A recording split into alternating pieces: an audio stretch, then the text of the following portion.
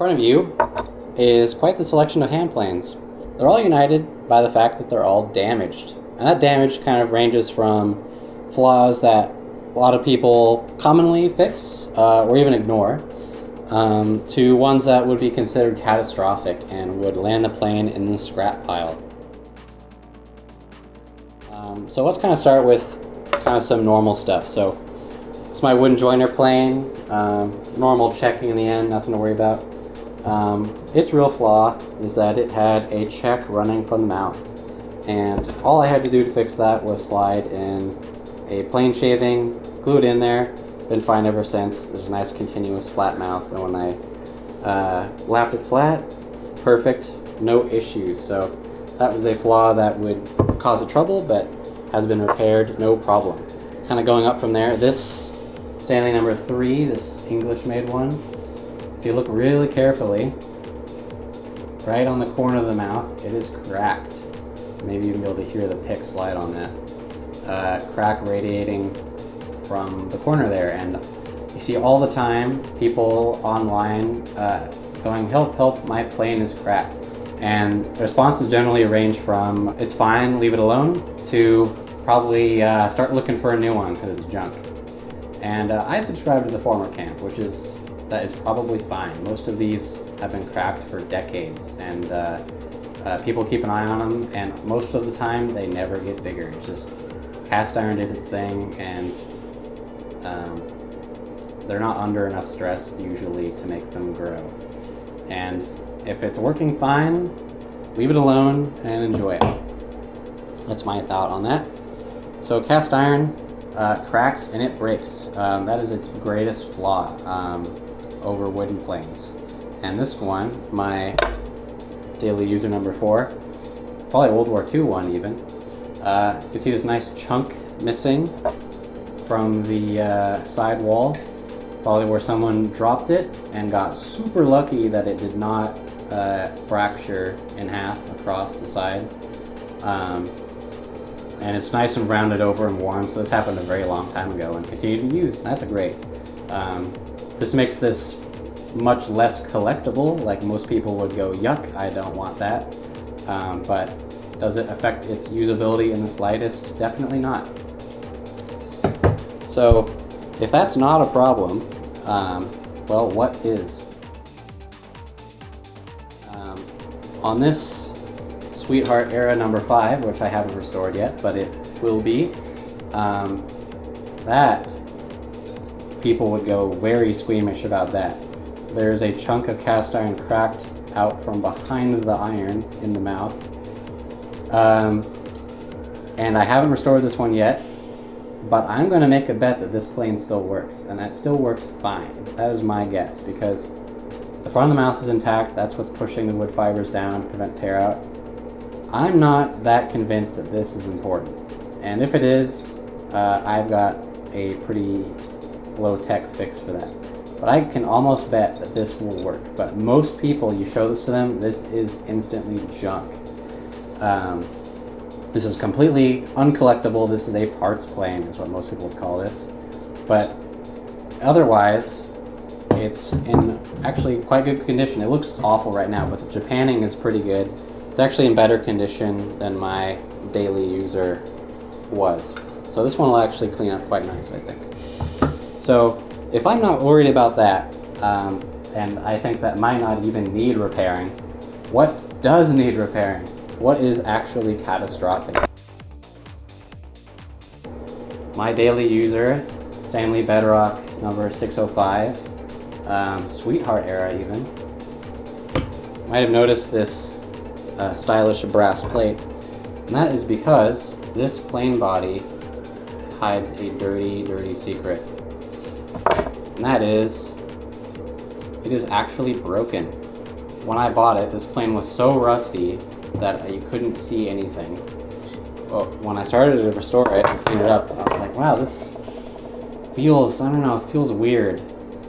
And I finally got to cleaning up the sides, and there it was. There was a blazing giant crack going from the corner of the mouth all the way to the side. And this, my friends, would be scrapped by most people.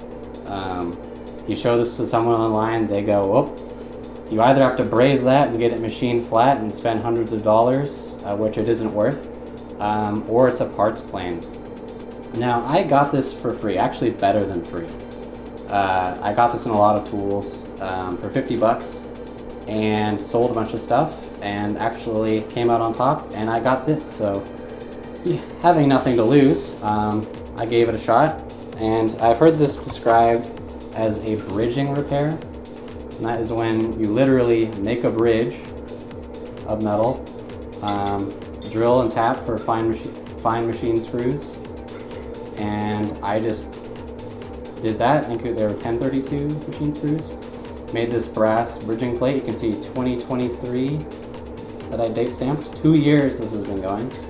And then lapped the sole flat and never looked back. This thing, believe it or not, works fine. Really don't have an issue with it other than the fact that I can't use it on a shooting board because the plate's in the way and the screw heads poke out. But other than that, that is a Stanley Bedrock Sweetheart era for free. So most people would call that junk. I call that a good working tool, brought back from the dead. So having gotten some confidence from doing that, when I came across this Stanley number 10.5, tenon plane, you know, whatever you might call it, used for timber framing or carriage making, where the blade sticks out the side of the mouth so it's flush, and you can use it for cleaning up right up to the edge of a tenon. There's no side of the plane in the way. Very, very, very cool, useful tool, pretty rare. Always wanted one, but always been out of reach. Very expensive. These are about $200-300 in good condition. That's fairly equivalent to this. So I got it for 15 bucks, and it was about the same condition as this, all rusty. And I got it home, and I realized yet again I have the best luck ever when buying used planes, and it was cracked straight through the mouth again. And this is exceedingly common with Stanley number 10.5s because this is an inherently weak design. It's a compromise. You get rid of all this material, it's only held on through this, you know, what, like 5/8 of an inch of metal, and it even looks at a concrete floor for like a second. It's done. So this broke, and that's probably why it ended up where I got it. So most people would just call this junk and part it out on eBay, but or it would say you have to braze this back together, which is a whole process. And what I decided to do was none of that. Having had some success with this bridge repair, I was like, okay, well, I got nothing to lose, really. I'll try it again. The problem being that if you put the plate on the outside, the blade no longer goes to the edge, and it can't do its intended job. Even if you make the cutout, the blade isn't wide enough. It won't cut flush anymore. That's its whole job. So you have to put the plate on the inside, which creates some big problems, such as where do the screw heads go? The screws heads need to be exactly where the frog and the shipbreaker and the iron is. And so what do you do? And this is a super, super weak body. You really don't have much to work with. So what I did was I made my bridging plate, put on the inside, drilled and tapped cast iron, put countersunk screws in from this side, but even when they're countersunk, the heads stick out. So what I did was I filed them flat, flush, with the brass, and the problem is that means the heads are gone. You can no longer tighten them if they get loose, and they will get loose. There's so much vibration that's guaranteed.